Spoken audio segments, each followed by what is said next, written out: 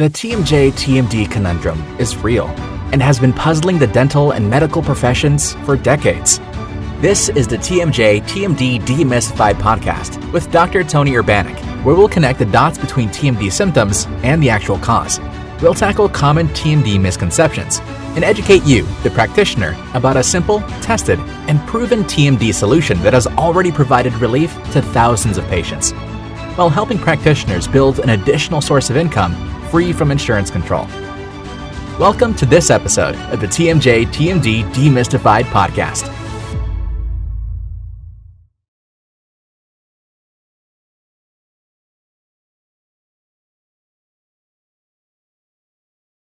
Welcome, TMD warriors.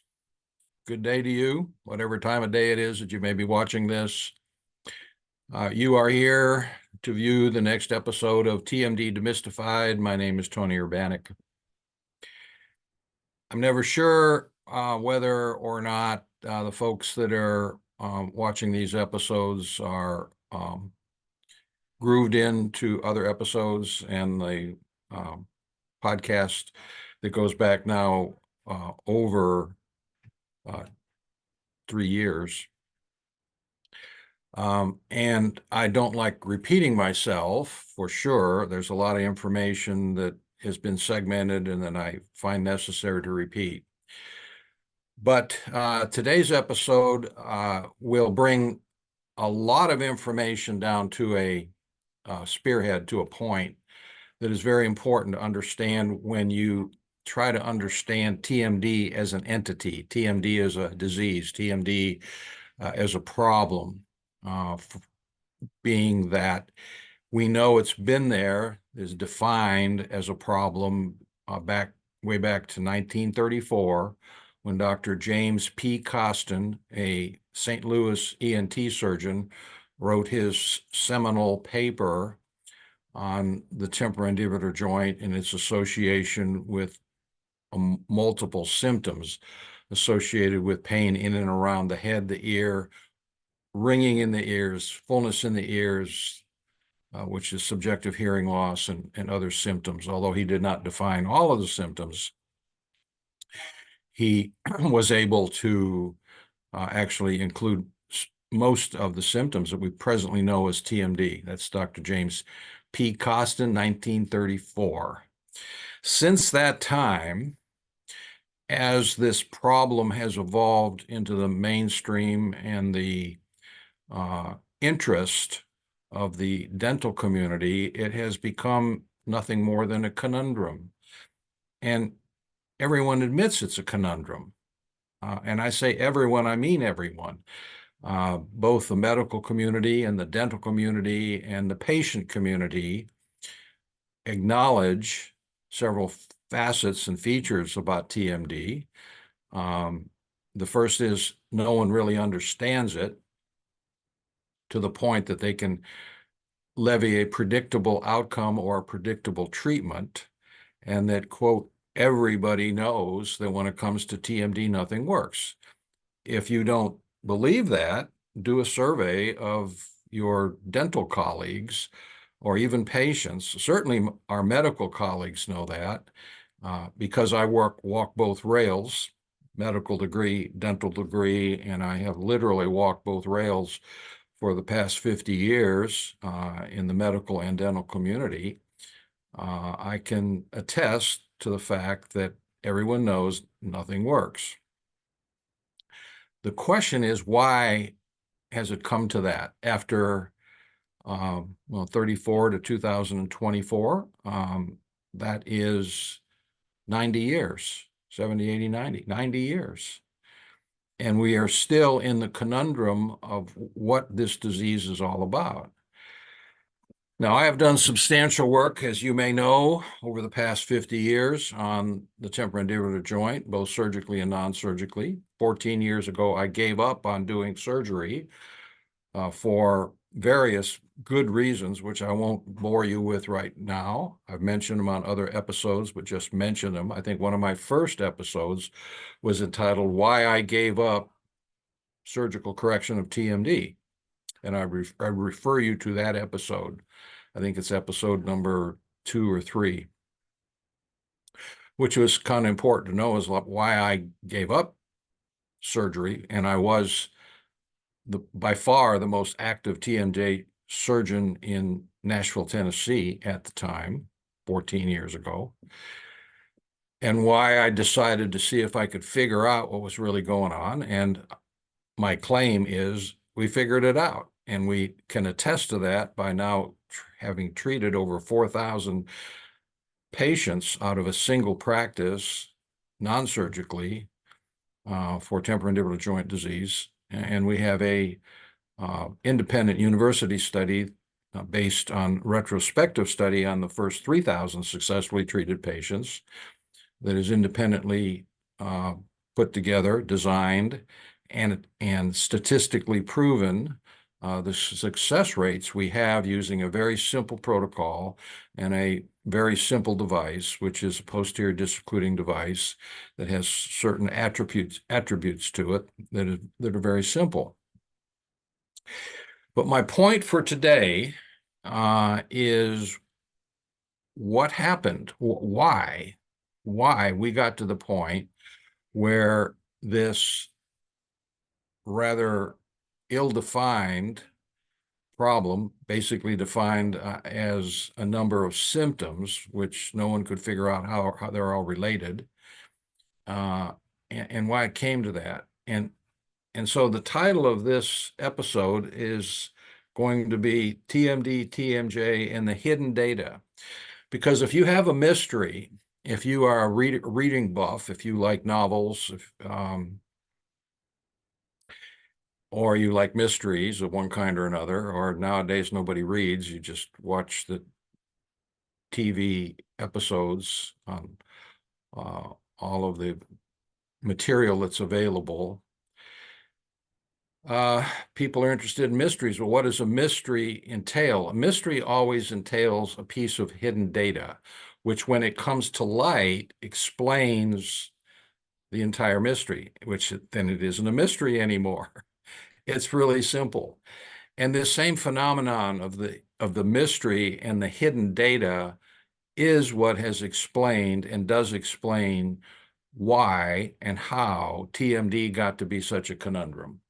Now, I have talked about this before from a different point of view, coming at it from a different direction.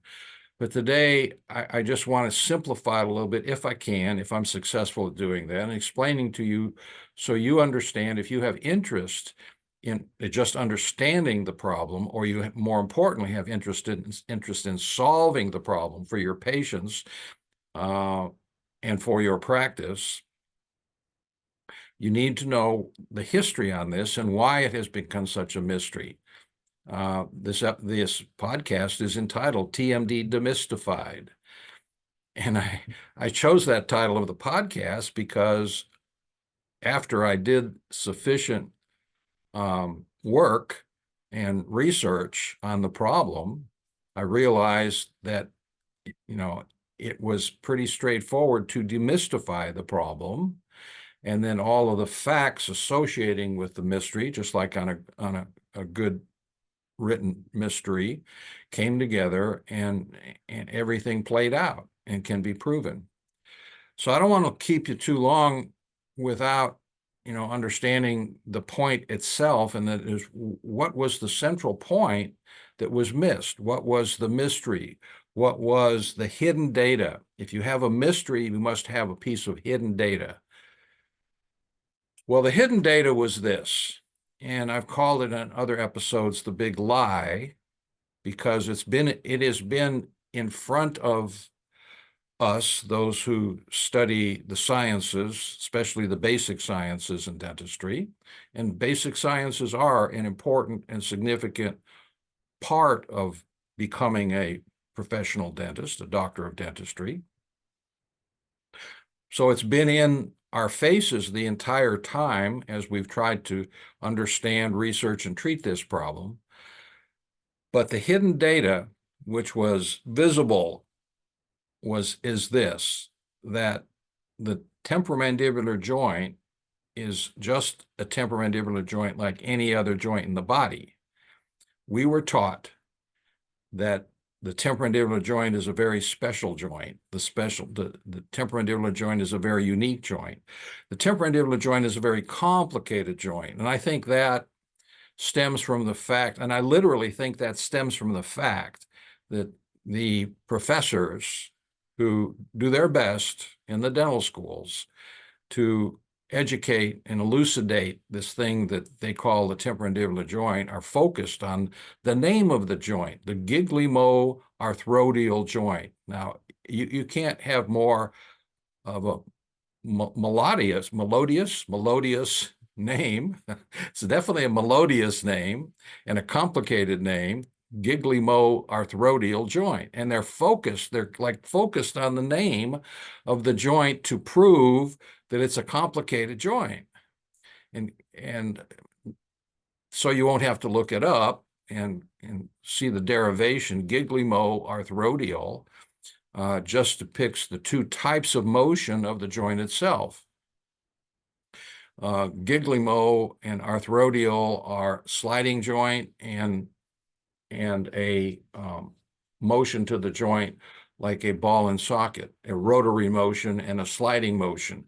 Sliding motion and rotary motion combined would be defined based on the Greek as gygliomo-arthrodial. And I am certain to this very day that that name is one of the questions on the national dental exam. Always has been, always will be. Everybody's focused on the name, and because it's a complicated name, they think it's a complicated joint. Well, it's not a complicated joint, and it is a joint like every other joint in the body. And that was the hidden data, that it is just like and operates like any other joint in the body. And that is fact. I think any good anatomist, cell biologist, physiologist who understands how joints operate would agree that the temporomandibular joint operates on the same principles like the hip and the knee and the elbow and the wrist. Now, there are different types of motion to joints, and the motion of the temporomandibular joint, the gygliomo-arthrodial joint, is a little unique as opposed to a strictly rotational motion on a joint. But the orthopedic surgeons knew all about joints in general for past 70 years, and if left to, and I claim this, if left to the parameters and the interests of the orthopedic surgeons, the temporomandibular joint problem would have been solved 70 years ago, because they know by their interest in the other joints of the body what they call joint splinting, which totally explains why the temporomandibular joint has so many disparate symptoms, all associated with this concept of joint splinting. So if you follow me along, let me just repeat again. The big lie and the hidden data, which was really not hidden if you just took a look at it, was that the temporomandibular joint is a joint just like any other joint in the body and operates under the same principles. The orthopedic surgeon principles of the hip and the knee and the elbow and the temporomandibular joint. And the orthopedic surgeons knew all about what they call euphemistically joint splinting, where a joint, when it is inflamed, sends a signal through the autonomic nervous system to the brainstem and announces that it is inflamed. And the brainstem accepts that signal, modulates it, and sends a signal back down through the autonomic nervous system to try to help the joint heal. And the signal goes to the muscles that says, tighten up, don't move the joint. If you have an inflamed joint, doesn't it stand to reason that there would be an attempt to limit the motion of the joint? Well, that's what the brainstem tells the muscles to do. Tighten up, don't move the jaw joint. In the case of the orthopedic surgeons, the signal comes down, don't move the elbow, don't move the hip, don't move the knee. But tennis elbow, as it works out, is the same disease as temporomandibular joint disease, TMD. The elbow gets inflamed. The inflammation here at the lateral epicondyle sends a signal to the brain stem, says I'm inflamed. The brain stem accepts the signal, modulates it, sends a signal back down to the muscles, not a signal to the joint itself, but to the muscles that move the joint. It says tighten up, don't move the joint. And that's why people with tennis elbow complain of forearm pain all the way into the wrist. Forearm pain, tightness, burning, not pain right there necessarily, although you can press on that spot and it will hurt. Press on that spot and it will hurt. But the symptoms come back when the muscles of mastication get the signal to tighten up. And when that's not enough, then the muscles of the neck get the signal to tighten up. And when that's not enough, the upper shoulder girdle tighten up. And you have pain of the maxillofacial region, of the muscles of mastication, which can show up in multiple areas, the mylohyoid, the masseter. They'll come in and say it hurts right there. One or both sides. It changes sides from time to time. It changes muscles from time to time. It looks complicated, but when you understand the physiologic mechanism, it turns out to be really easy to understand. So that was the hidden data. That was the hidden data. And I don't understand why that remained hidden for so long. I honestly, once I jumped into this research and I realized that as the starting point. Now, I didn't realize that from whole cloth. If you follow my other episodes along, you will learn that my patients gave me the key as to where to look. My patients kept saying, if I put my finger, my tongue, a pencil eraser between my front teeth and gently bite down, it feels better. And I made a device that went between the front teeth to see what would happen. And the results were amazing. And then I had to figure out, well, why are those results amazing if you unload the temporomandibular joint by disoccluding the posterior teeth long enough, according to a protocol? It's important you have a protocol. It is extremely important you start out 24/7 to allow the inflammation within the joint to decrease. We all know from dental school that 90% of the loads on the temporomandibular joint come from the posterior teeth, not the anterior teeth. Proprioceptors do not allow the kind of forces on the anterior teeth. If you didn't have the proprioceptors, you'd be trying to chew nuts with your anterior teeth, and sooner or later you'd loosen them up and they'd fall out. So posterior teeth are built to take tremendous loads and put tremendous loads on the temporomandibular joint. So when you unload a joint, whether it be an elbow or a hip or a knee, the inflammation diminishes, dies down. When the inflammation dies down, then all the symptoms go away because the symptoms are driven by inflammation within the joint. Inflammation in the joint signals the brainstem to say, I'm inflamed. The brainstem says, okay, I'm going to help you out. Don't move the joint, tighten up.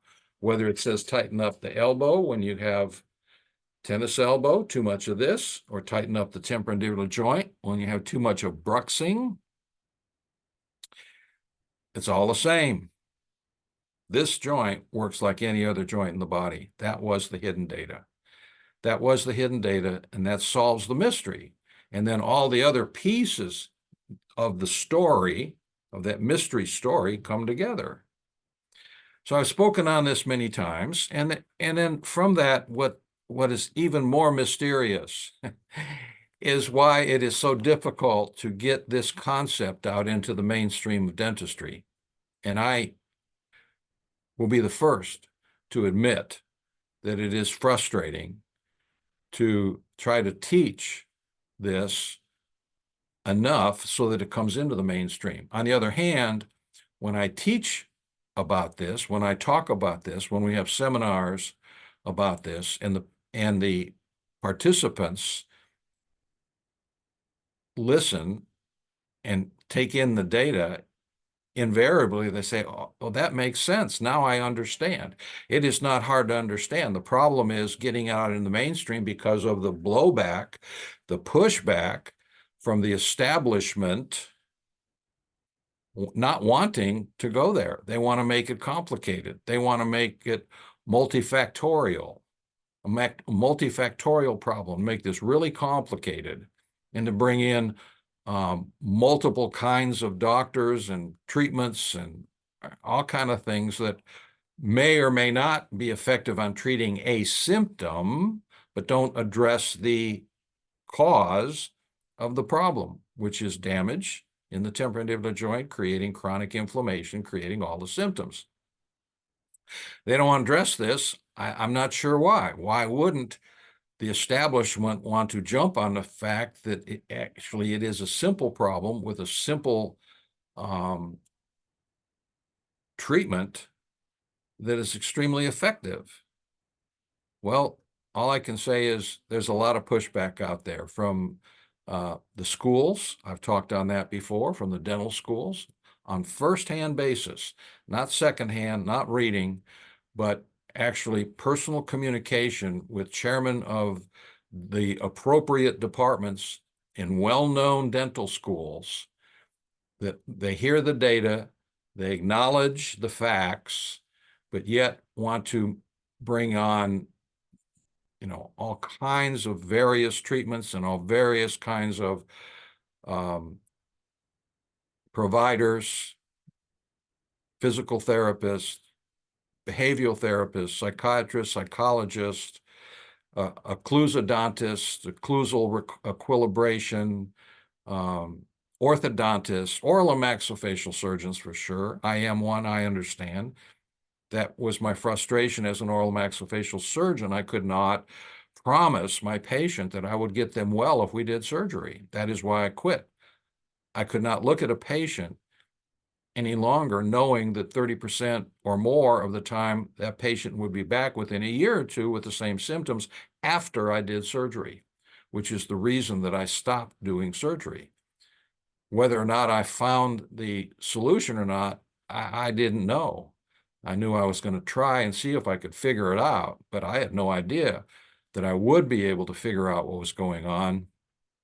But at the time, I just decided I'm not doing any more temporomandibular joint surgery because I can't look at my patient and promise them that I would be able to fix them. Now, surgery has some value. It did have some value. There was, roughly 70, 60, 70%, and I still see patients who have gone out 20, 30 years that I did surgery for, and they would come in. I have a whole file for them of those kinds of patients where I operated on this side, and now they're back 20 years later with this side's fine, and now this side is acting up, and we treat them non-surgically.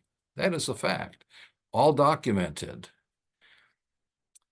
But the fact now, the mystery isn't what the hidden data was. The mystery is, why is it so hard to break through those fixed ideas and the bias within the dental community, within the dental industry, within the dental schools, who literally want to make it complicated? It's not a complicated problem. It's not a complicated solution. To attest to that, I have spoken on this before. In 2018, I attended the consensus study at the National Academy of Sciences, Engineering, and Medicine in Washington, D.C. in March of 2018, of which I had the opportunity to do a 7-minute presentation. Way back then, it's 6 years, 4 years, 5 years ago, about what my findings were. And the results of that meeting, which brought together the best minds, the finest minds in basic sciences and studies on joints in general and the temporomandibular joint specifically, and the consensus report was published, and this is a written volume, although it's also available online, directly available from the National Academy of Sciences, Engineering, and Medicine, NASM.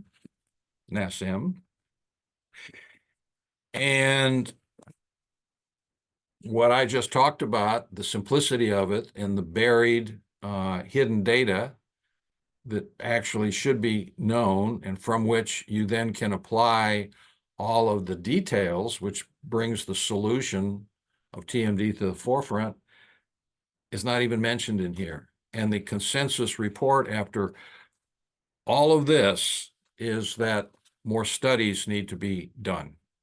That's the consensus. More work needs to be done. We need more studies. All right. Well, I could go on forever, and I don't think that's necessary. I think, if you do, the purpose of this podcast, the purpose of these episodes is to educate, elucidate, and stimulate. I would think that what I just said should stimulate at least some of you to really take a look at this from a critical nature, critical thinking. I had in past episodes, there's an episode on critical thinking and why it's important, how to do it, what it really is defined as, what's critical thinking. I can't do it for you. I can give you data to look at, and then it's up to you to do the critical thinking on the data. Does it make sense? Critical thinking is nothing more than taking it, looking at it logically, and does it make sense? Common sense, based on scientific principles for sure. But we know what the scientific principles are. We all did the basic sciences, and we should have paid attention. So if you know the basic science principles, and you know the basics of pathology, physiology, histology, microbiology, gross anatomy, and cell biology, and that was one of my advantages to figuring this out, is I had an extremely strong background besides my dental and medical education in cell biology and anatomy. But again, it's really about critical thinking. It's not about number of degrees, and it's not about, it does have to do with experience, and having experience from both the medical end of it and the surgical treatment of over 2,000 TMJ patients over 36 years and treating them surgically, and now 14 years of treating over 4,000 people non-surgically. That's a tremendous amount of experience. And then then be able to apply the basic sciences from the standpoint of just finding that one piece of hidden data, which then will open up the vista to do a common sense evaluation based on critical thinking. And that hidden data is the temporomandibular joint is no different than any other joint in the body. It operates under the same principles. With that being said, I'd like to invite you to learn more about how you can treat patients non-surgically with a device that separates the posterior teeth, only occludes on the anterior teeth using a protocol. This is very simple. The device is very simple. It needs to be used correctly, and you need to know a few nuances about it. This device is now made CAD/CAM, 3D printed, where it used to be made with ball clasps and acrylic, like a retainer. If you'd like to know more how to do this in your practice for the benefit of your patients who have these devastating symptoms, much more common than you would think, much more common than is published. 45% of females have temporomandibular joint symptoms. Most of them have been misdiagnosed as other problems like migraine headaches or ear infections constantly. But really what it is chronic inflammation in the temporomandibular joint, creating all those symptoms.